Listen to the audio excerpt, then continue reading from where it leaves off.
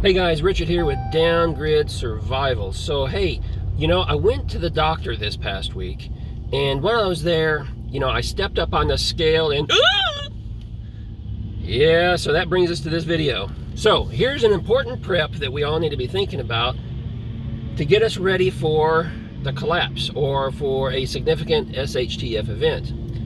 And that is when you're out working hard for survival and you're rationing your food, you're going to be losing a lot of weight. And, let's face it, what is it, like 60% of Americans are considered to be overweight? In fact, that number is probably higher by now. But because of all the, we don't eat enough crickets, probably is what it is. But the point is that we could all probably stand to lose a few pounds, and after an SHTF event, we're going to lose a few pounds no matter, we're not going to have a choice no matter. It's just going to happen, right? And so when that starts happening, you're going to find that your clothing no longer fits. So think about that. If whatever size you are today, you're probably going to be a size or two smaller, sometime after an SHTF event. And it's important that you have proper fitting clothing when you're out, trying to survive.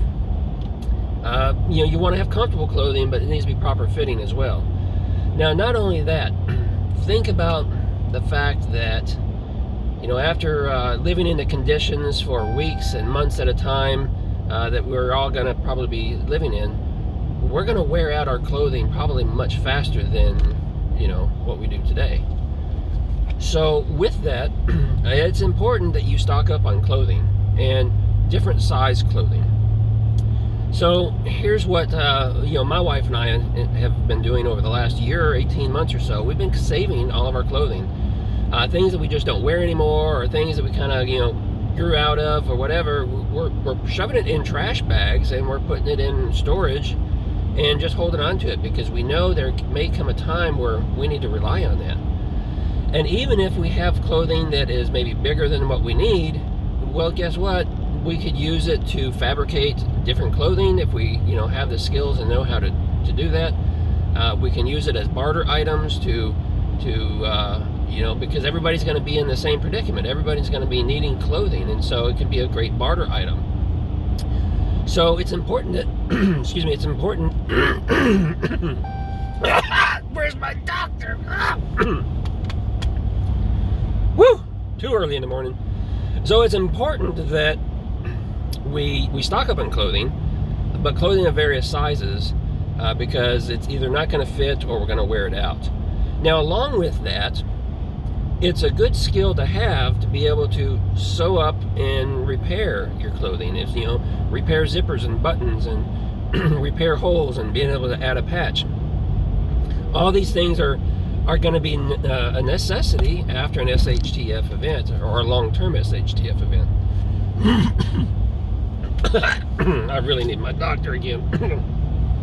So, the point is, Richard's not doing well today.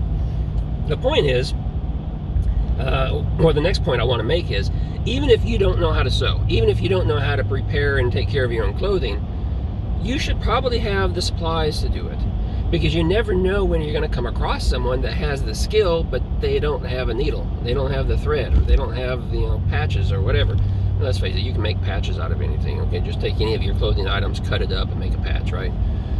But the idea is you still need to have the needles and the threads and buttons and zippers and that sort of thing available.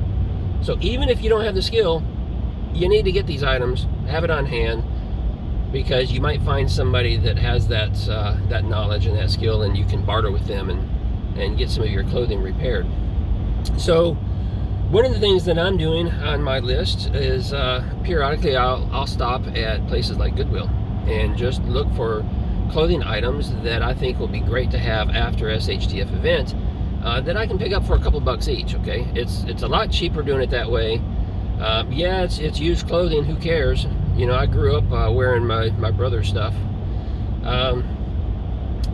So yeah, it's just an economical way of being able to stock up on some clothing items. And you don't have to go out and buy brand new buttons and brand new zippers and things for your clothing.